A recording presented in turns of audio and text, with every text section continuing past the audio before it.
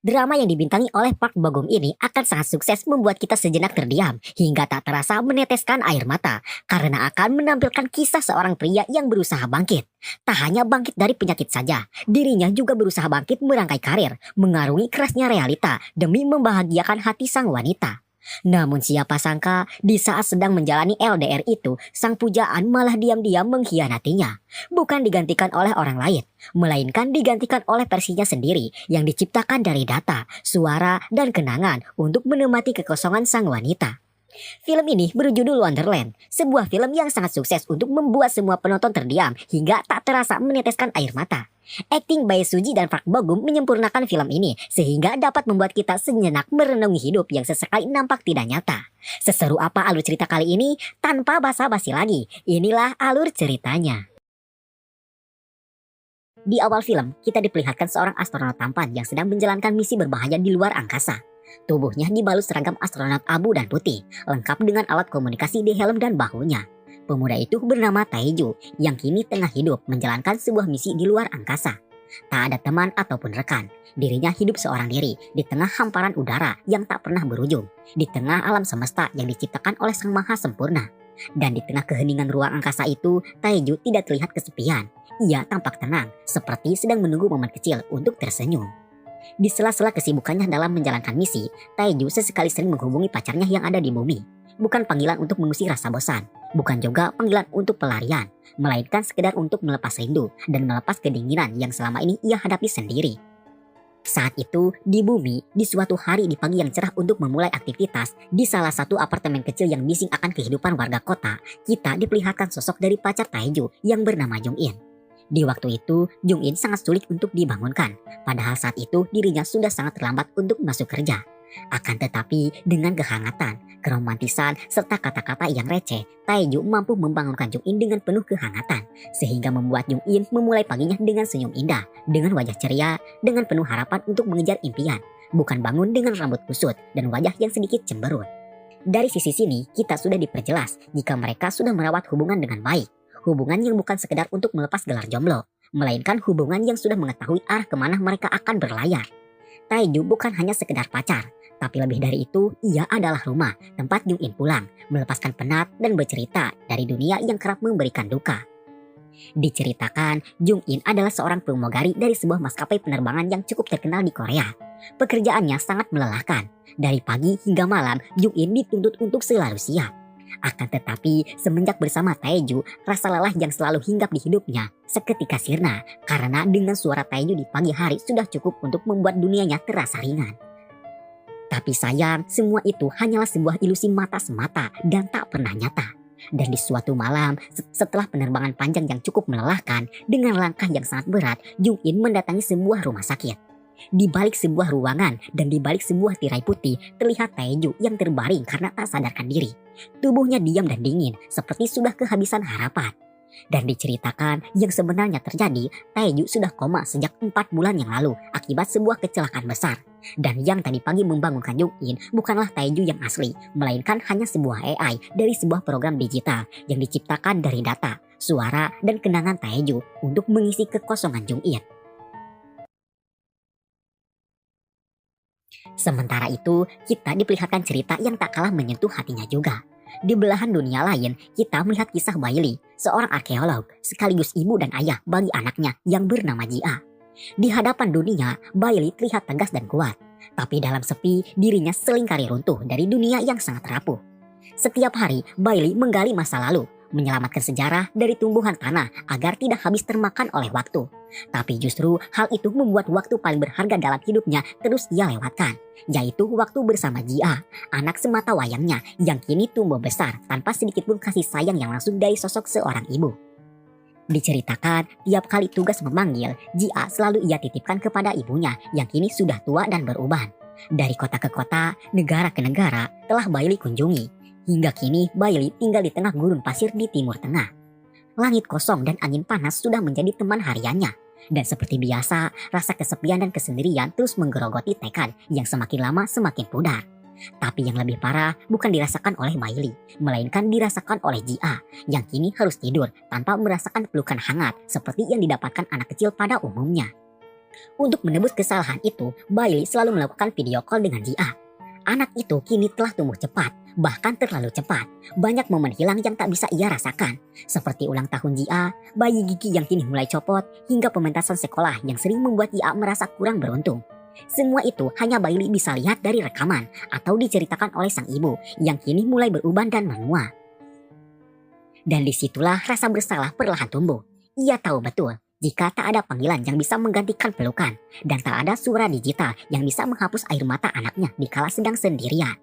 Dari balik layar, Jia tersenyum tipis, senyum yang hangat tapi juga menyakitkan, karena di balik tawa itu Bailey tahu anaknya sedang dipaksa dewasa di waktu yang salah. Cerita seketika kembali kepada Jung In yang saat itu baru mendengar kabar tentang Taeju yang sudah sadar dari koma. Jung In berlari dengan rasa campur aduk, antara senang dan tak percaya jika sang kekasih mampu melalui masa-masa kemustahilan yang selama ini Taeju hadapi sendirian. Tanpa pikir panjang, ia pun berlari keluar kantor. Ia tak sempat berdandan, tak sempat juga berpikir panjang. Ia hanya ingin tiba di rumah sakit secepat mungkin, ingin memastikan kabar itu, jika kabar itu nyata, bukan hanya sebuah kebohongan. Lorong rumah sakit terasa panjang, terasa tak pernah berujung. Tapi akhirnya ia pun sampai di depan sebuah pintu yang penuh akan banyak pertanyaan.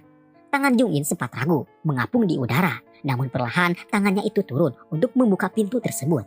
Dan di sanalah di balik pintu yang berat itu terlihat Taeju yang kini duduk di atas ranjang dengan mata terbuka, dengan kesadaran yang kini sudah nyata dan kembali. Akan tetapi kini Taeju nampak berbeda. Taeju menatapnya, namun terlihat seperti orang yang tidak mengenalinya. Ia terlihat seperti manusia dingin, yang bahkan terlihat seperti orang yang tak ingin bertemu dengan Jung In.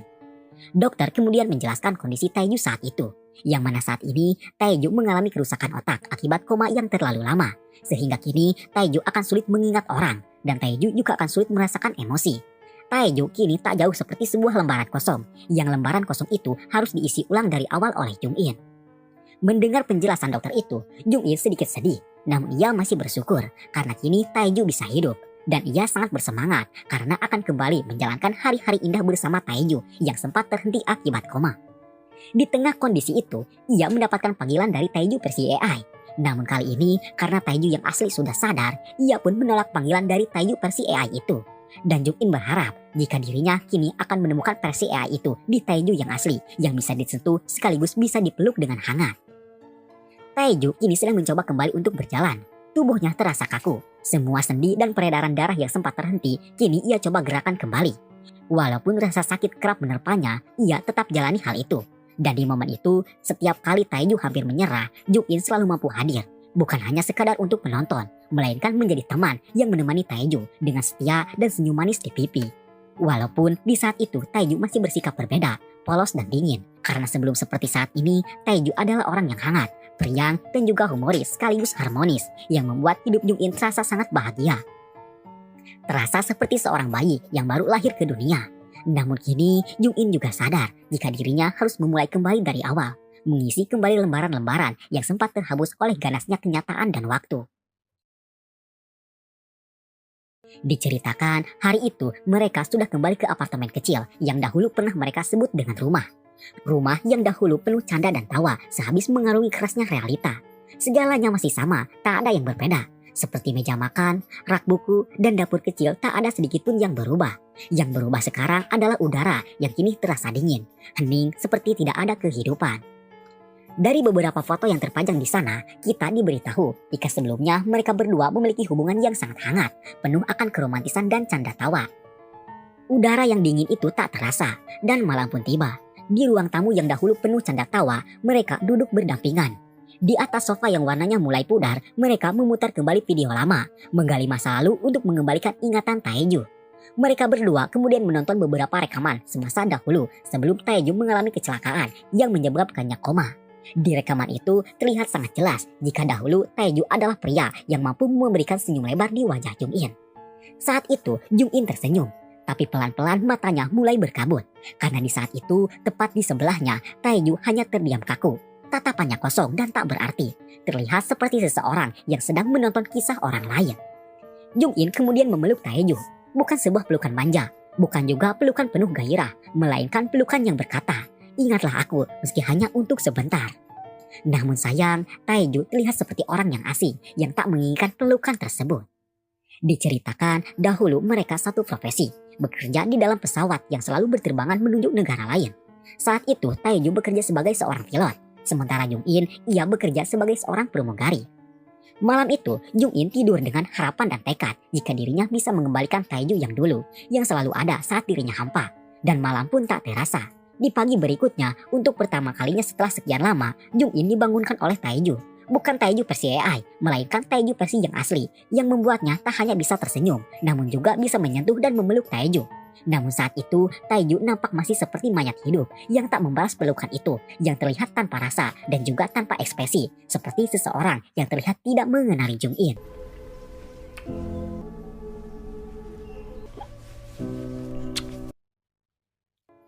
Saat sedang di dapur, Jung In dibuat terkejut karena saat itu Taeju menumpahkan air panas ke tangannya dan Taeju sama sekali tidak menimbulkan reaksi apapun. Dan hal itu membuat kini Jung In sedikit tidak nyaman akan sosok Taeju yang sekarang.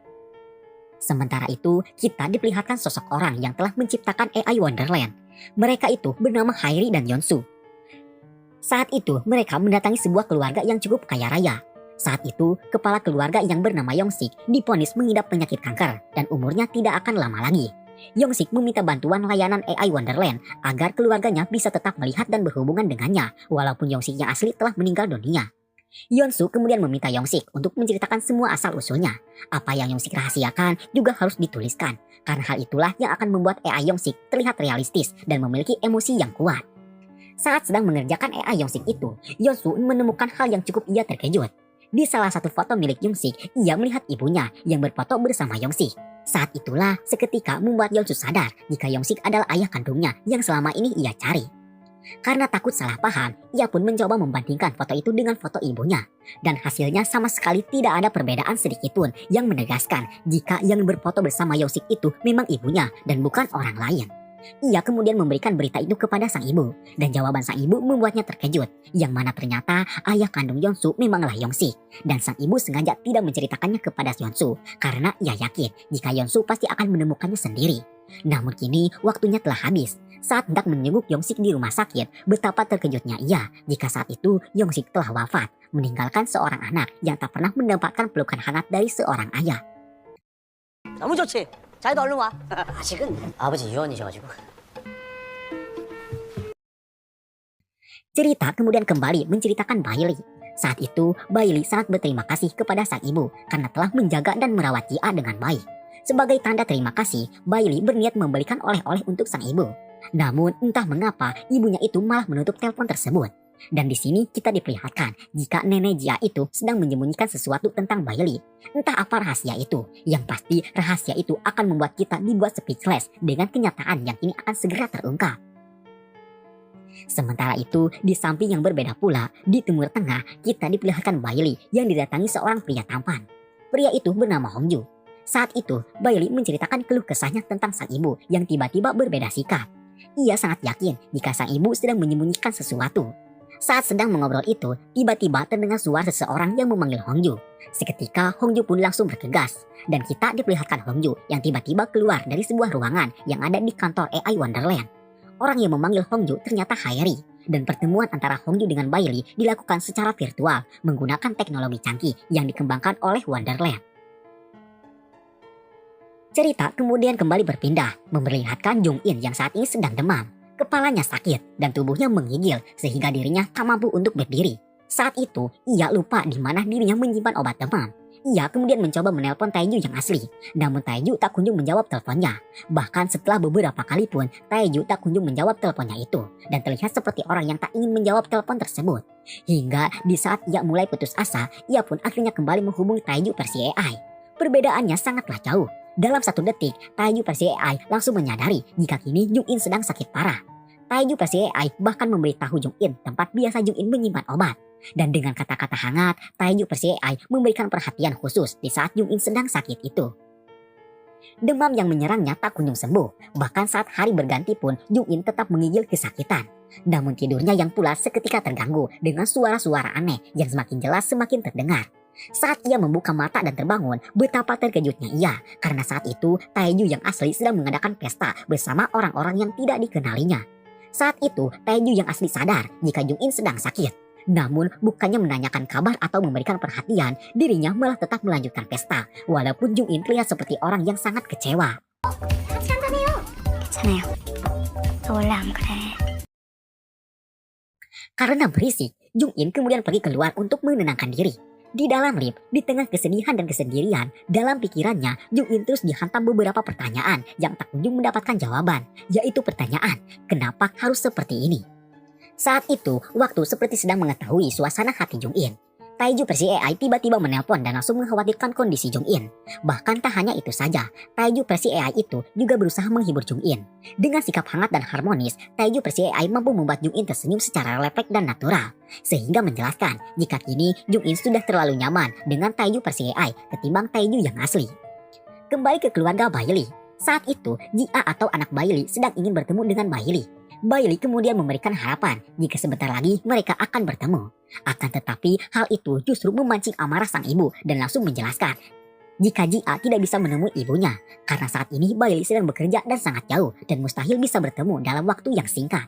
Sang nenek sadar jika ini semua tidak boleh dibiarkan, apalagi saat ini Jia terus mendesak ingin menemui ibunya.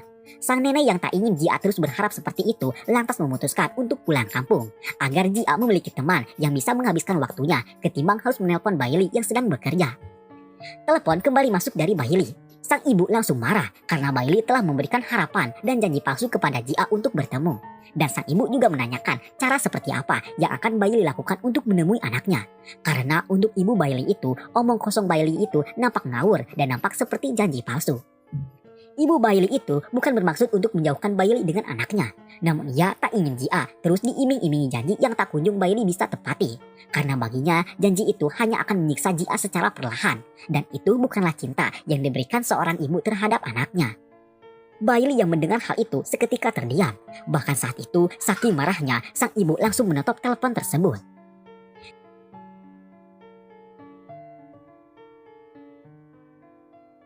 Cerita kemudian kembali kepada Taeju dan Jung In. Saat itu, di sebuah pagi, Jung In terlambat masuk kerja karena Taeju tidak membangunkannya. Dengan rasa kesal, Jung In tidak menghiraukan Taeju yang sedang memasak makanan untuknya. Di dalam lift, Jung In terus berpikir kenapa semua ini harus terjadi.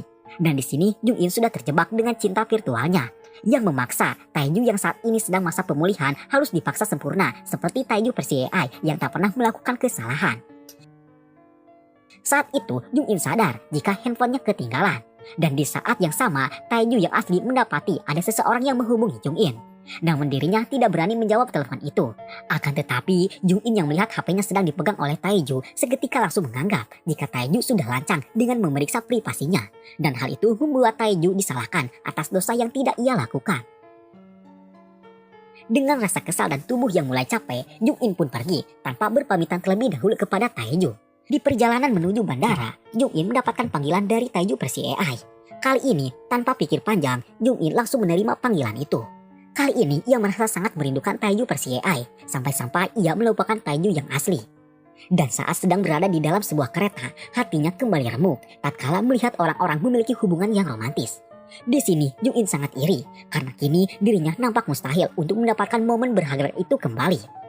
Merasa stres dengan yang telah terjadi, Jung In memutuskan pergi ke sebuah klub untuk melupakan semua beban pikirannya. Sejenak, dengan minuman keras yang saat itu Jung In genggam, ia bisa melupakan semua masalahnya. Namun, saat Jung In sadar dari sisa mabuk itu, pedihnya luka itu semakin Jung In rasakan. Dalam kondisinya itu, bukannya menghubungi Taeju yang asli, ia malah memilih menghubungi Taeju versi AI untuk menjadi rumah yang bisa ia gunakan untuk menceritakan semua kekesalan dan kesedihannya. Dan di sini kita diperjelas jika Jung In sudah terlalu tenggelam, menenggelamkan perasaannya kepada Taeju versi AI, bukan kepada Taeju yang asli. Saat pulang, betapa terkejutnya Jung In karena saat itu apartemennya kebakaran. Ia sangat mengkhawatirkan Taeju dan dirinya langsung bergegas mencari informasi tentang Taeju. Namun untung saja Taeju dinyatakan selamat. Dari pantauan CCTV terekam sangat jelas jika Taeju pergi meninggalkan apartemen dan terlihat seperti orang yang sengaja membakar apartemen itu. Jung In seketika malu kepada pengelola apartemen. Namun di tengah rasa malu itu, Jung In tak mau Taeju disalahkan. Maka dari itu, ia pun kemudian membela Taeju dan beranggapan jika Taeju tidak melakukannya. Padahal jauh di dalam hatinya, ia juga mengakui jika Taeju lah orang yang telah membakar apartemen itu. Kemudian Jung In menanyakan hal itu kepada Taeju. Namun Taeju malah menyangkal tuduhan itu dan Taeju menegaskan jika dirinya tidak melakukan apapun. Jawaban itu membuat Jung In semakin capek dan semakin tak percaya. Bahkan dirinya pergi begitu saja dengan kekecewaan besar kepadanya dengan rasa capek yang sudah mencapai batasannya. Taeju yang melihat Jung In seperti itu seketika mampu merasakan rasa cemas. Dan tanpa pikir panjang, ia pun kemudian menggenggam tangan Jung In. Dalam kondisi itu, mereka bingung harus pergi kemana. Karena kini apartemen mereka sudah hancur terbakar dimakan si jago merah. Jung In yang merasa lelah kemudian melepaskan genggaman itu. Kemudian disusul dengan teriakan seperti orang yang capek dan stres. Kali ini berbeda. Taeju terlihat mulai merasakan ada yang salah dengan dirinya. Namun sepertinya ia sudah terlambat dan Jung In sudah terlalu capek. Pagi itu, langkah sang nenek terasa cepat dan cemas. Tangan kecil Jia digenggam erat, seperti orang yang takut cucunya itu menghilang jika ia sedikit saja lengah. Bandara sibuk seperti biasa. Suara pengumuman, roda koper yang melintas, langkah-langkah tergesa-gesa, semuanya bersatu padu menciptakan sebuah alunan suara yang sangat bising. Tapi bagi sang nenek, tak ada satupun yang ia hiraukan. Yang penting baginya hanya ada satu tujuan, yaitu menjauh dari janji-janji kosong dan bohong yang Bailey berikan kepada Jia. Ia berharap kampung halamannya bisa menjadi tempat yang lebih tenang. Tempat di mana Jia tidak lagi terus-menerus menunggu pintu terbuka dan menunggu ibunya datang membawa pelukan. Tapi Jia berbeda, dirinya mempunyai kehendaknya sendiri. Saat sang nenek sibuk di loket tiket, genggaman itu tak terasa perlahan terlepas. Bukan karena kecelakaan, bukan juga karena diculik, melainkan karena niat yang sudah bulat. Dalam hitungan detik, Jia telah menghilang. Hilang seperti bayangan kecil yang tahu betul cara menyelinap dari dunia yang tak pernah benar-benar mendengarkannya. Panik sang nenek pun seketika langsung pecah.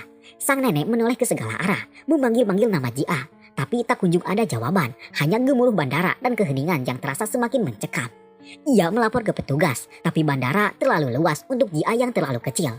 Waktu terasa melambat, tapi menit seperti susah untuk menahan napas.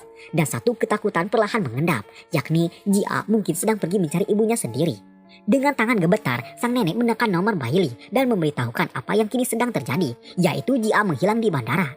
Suara di ujung telepon itu seketika terkejut, kemudian langsung berubah menjadi cemas. Akan tetapi, sebelum Bailey sempat berbicara banyak dan menanyakan hal lebih detail lagi, kemarahan sang ibu keburu meledak. Yang mana saat itu, sang ibu menyalahkan Bailey, karena kini akibat Bailey yang terlalu memberikan harapan palsu membuat Jia memberontak dan tak ingin diatur lagi olehnya. Bailey seketika sadar dengan apa yang telah ia lakukan. Namun dirinya tak bisa berbuat banyak karena waktu dan jarak terlalu jauh untuk Bailey bisa mencari dan menemukan keberadaan Jia yang kini entah di mana. Di bandara yang sama, saat itu Taeju sedang menyusul Jung In dan ia memaksa ingin pergi bersama Jung In, padahal sangat jelas jika seorang pramugari tidak diperbolehkan membawa siapapun. Jung In merasa malu dengan teman-temannya. Ia merasa jika Taeju sudah berlebihan dan sudah mempermalukannya. Jung In kemudian menjelaskan situasinya tersebut. Namun kali ini Taeju sadar jika Jung In bukan sekedar untuk menjelaskan, melainkan lebih dari itu terlihat seperti orang yang sedang menghindarinya. Di momen yang tegang itu, secara kebetulan Taeju Persiai menelpon. Taeju yang asli seketika curiga jika Jung In kini telah memiliki pacar baru. Apalagi saat itu Jung In terlihat tidak menjawab telepon tersebut. Jung In yang tahu jika telepon itu dari Taeju Persiai lantas tak pikir panjang dan langsung menyuruh Taeju untuk menjawab telepon itu. Dan saat telepon itu diangkat, senyum hangat Taeju Persiai langsung membuat Taeju yang asli terdiam dan tak percaya. Ia benar-benar terkejut karena ternyata selama ini di saat dirinya terbaring koma di rumah sakit dan tidak bisa berbuat apa-apa, dirinya malah justru telah digantikan oleh AI buatan yang diciptakan dari data, suara, dan kenangan Taeju untuk mengisi kekosongan Jung In. Taeju yang asli seketika bisa merasakan sakit hati dan kecewa. Ia benar-benar tak percaya dan tak habis pikir akan apa yang Jung In lakukan itu. Saat itu, Jung In sadar jika Taeju sedang kecewa. Ia yang tadinya menolak untuk Taeju ikut bersama, kini tampak mengajaknya. Dan ia akan menjelaskan semua permasalahan ini. Namun, Taeju yang merasa jika dirinya telah sengaja digantikan oleh Jung In seketika terdiam dan tak bisa berkata-kata. Walaupun penuh dengan pertanyaan yang membingungkan, Taeju akhirnya ikut bersama Jung In. Akan tetapi, saat pesawat itu hendak lepas landas, dirinya tak mampu menahan kesedihannya. Ia sadar jika kini semua bukan salah Jung In, melainkan kesalahannya yang tidak bisa memberikan kenyamanan dan kehangatan dikala Jung In sedang larut dalam kesedihannya. Berdasarkan hal itu pula, pada akhirnya ia pun pergi sambil mengucapkan selamat tinggal kepada Jung In yang terus mengejarnya.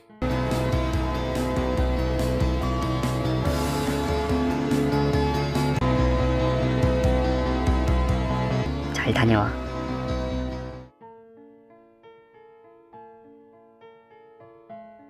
Sementara itu, Bailey tengah mendapati mimpi buruk, yang mana di mimpinya itu Bailey didatangi oleh Jia. Namun tiba-tiba Jia pergi dan menghilang. Kepergian Jia di mimpinya itu seketika membangunkannya dan menyadarkannya jika kini Jia sedang dalam bahaya besar yang akan segera menerpa Jia. Bailey yang merasa jika saat ini Jia dalam bahaya lantas memutuskan untuk pergi dari tempat itu. Beberapa temannya sempat melarang Bailey karena bagi mereka keluar dari tempat itu dengan waktu yang cepat adalah hal yang mustahil. Akan tetapi Bailey tak berhenti apalagi menyerah karena kini ia bukan seorang arkeolog lagi. Ia bukan lagi seorang staf proyek, melainkan ia adalah seorang ibu yang kehadirannya sudah dinantikan oleh belahan jiwa yang kini mulai rapuh akibat terkikis waktu. Dan tekad Bailey tak dapat digoyahkan begitu saja dan ia pun memutuskan untuk pergi dari sana untuk menemui Jia. Di tengah gurun pasir yang tak berujung itu, Bailey sempat beberapa kali tersesat. Dirinya bahkan terlihat hanya berputar-putar di tempat yang sama. Bahkan setelah beberapa kali mengambil jalan, hasilnya masih berputar di tempat yang sama. Hingga pada akhirnya ia pun mencoba mengambil langkah berani dengan menerobos masuk ke dalam badai pasir yang saat itu telah meluluh lantakan semua yang dilalui.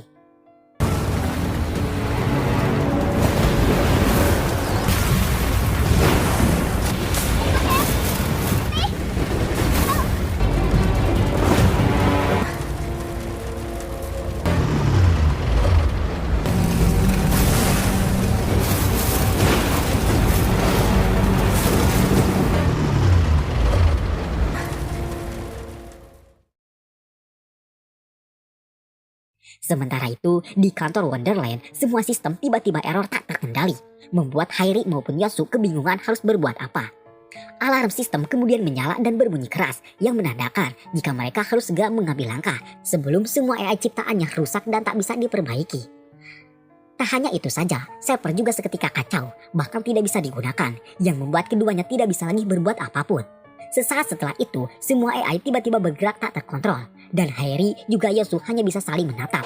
Wajah mereka tegang, dan mereka sudah membayangkan kemungkinan buruk yang sebentar lagi akan terjadi. Mereka tahu kini sedang ada sesuatu di luar kendali, dan semuanya baru saja dimulai, namun mereka tak kunjung mendapatkan jawaban pasti.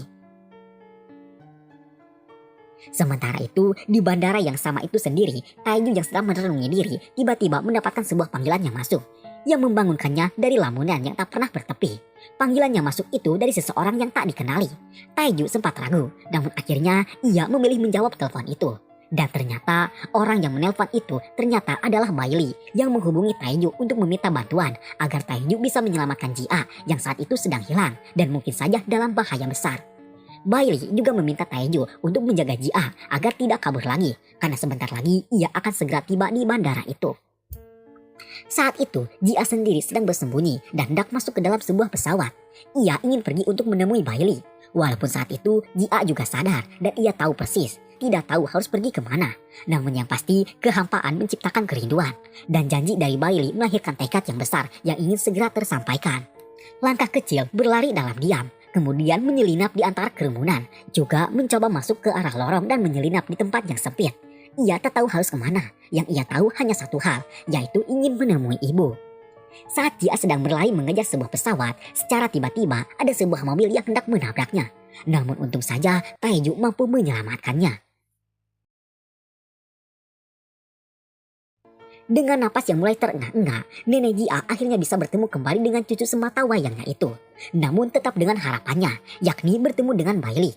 Akan tetapi saat itu sang nenek tetap pada tujuannya, yaitu mengajak Jia untuk segera pergi dan melanjutkan tujuannya, yaitu pulang ke kampung halaman sang nenek. Akan tetapi Jia tetap menolak karena Bailey telah menyuruhnya untuk menunggu di sana. Jia kemudian mendesak agar sang nenek segera menelpon Bailey. Awalnya sang nenek sempat ragu dan menolak karena ia tak ingin Jia semakin larut dalam janji manis yang tak kunjung bisa diwujudkan. Namun pada akhirnya ia pun luluh karena tak ingin Jia kabur kembali. Telepon itu akhirnya tersambung. Saat itu Bailey mengatakan jika dirinya sudah berada di bandara. Sontak mendengar hal itu seketika membuat Jia senang dan langsung mencari keberadaan Bailey.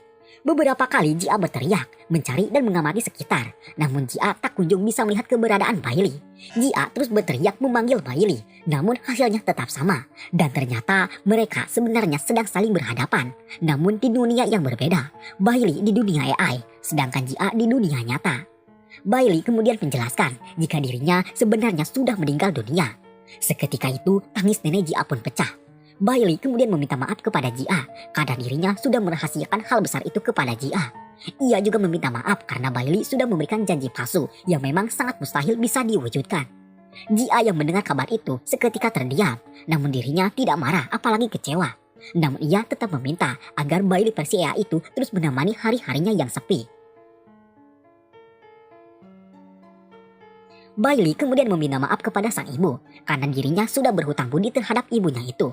Dan Bailey berjanji jika nanti di kehidupan selanjutnya ia akan menjadi seorang ibu dan ibunya itu akan menjadi anaknya dan Bailey akan memperlakukannya dengan sangat baik. Sang ibu menangis tak henti-henti dan ia sangat merindukan Bailey yang kini sudah tiada.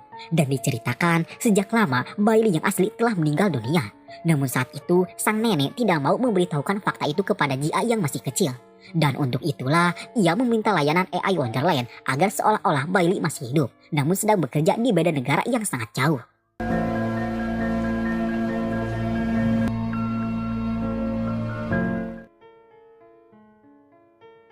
Sementara itu, di suatu hari, di sebuah taman yang sempat menghadirkan canda dan tawa, kedua sejoli yang kini sedang kehilangan arah dan tujuan sedang mengingat kembali momen-momen yang pernah mereka lalui bersama. Tempat duduknya masih sama, udaranya pun tak berbeda. Yang berbeda kali ini hanyalah jiwa yang mungkin saja sudah terlalu capek dan kecewa. Dan siapa sangka kedatangan mereka ke sana saat ini akan menjadi yang terakhir kalinya. Karena Taeju yang merasa tak tahu harus seperti apa memutuskan untuk pergi meninggalkan Jong-in. Langkah Taeju tak tentu arah. Taeju sangat tahu betul jika kini ada bagian darinya yang runtuh. Bukan hanya karena Jong-in menjauh, tapi karena kini ia sadar diri jika tempatnya di hati Jong-in mungkin sudah terganti. Bukan oleh orang lain, melainkan oleh versi dirinya sendiri yang lebih sempurna, yang tak pernah koma dan yang tak pernah mengecewakan. Mereka duduk, hening, larut dalam ingatan tentang hari-hari yang sederhana, sebelum segalanya kini retak dan tak tersisa. Tak ada kata yang panjang, hanya pandangan jauh, seolah mereka tahu jika ini mungkin akhir dari segalanya. Taeju akhirnya berdiri, bukan dengan marah, bukan untuk menangis, tapi dengan hati kosong yang tak tahu lagi cara untuk bertahan. Ia perlahan pergi tanpa ada satupun kata yang terucap selain kata perpisahan.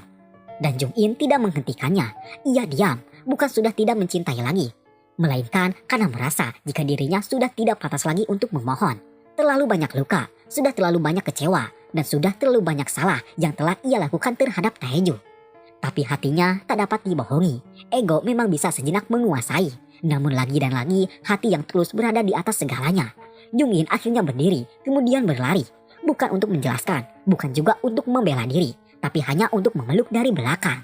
Pelan tapi pasti juga memiliki arti jika ini semua bisa diperbaiki kembali. Taeju hanya bisa terdiam.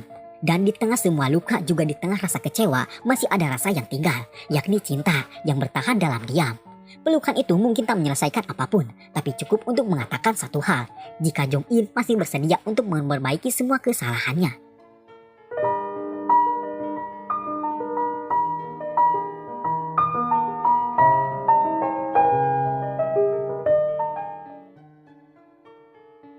Sementara itu, cerita sekejap kembali ke bandara. Saat itu, Bailey kembali bertemu dengan Hongju. Sekali lagi, pertemuan itu bukan pertemuan nyata, melainkan pertemuan palsu yang diciptakan oleh AI. Dari sini, kita diperjelas jika mereka berdua sempat memiliki hubungan sebelum Bailey meninggal dunia. Dan diceritakan, sudah sejak lama Hongju sudah mencintai Bailey, namun dirinya tak mampu bisa memiliki, hingga pada akhirnya ajal menjemput Bailey. Nyawa memang ada batasnya, namun cinta Hongju kepada Bailey tak akan pernah ada batasnya. Dan kini ia akhirnya bisa mendapatkan Bailey sepenuhnya. Bukan raga, bukan juga jiwa yang asli, melainkan memiliki Bailey versi AI yang sudah cukup membuat Hongju nyaman. Di akhir film ini, kita diperlihatkan Yeonsu yang mempertemukan dan merawat kembali hubungan antara ibu dan ayah kandungnya. Diceritakan dahulu kala sang ibu adalah orang yang meninggalkan sang ayah, dan kini setelah semua luka sembuh, mereka akhirnya bisa kembali dengan dunia yang sudah berbeda, dan Yeonsu bisa merasakan cinta dari kedua orang tuanya, yang satu dari dunia nyata dan yang satu dari dunia ilusi yang diciptakan oleh AI buatannya sendiri. Sekian dan terima kasih banyak.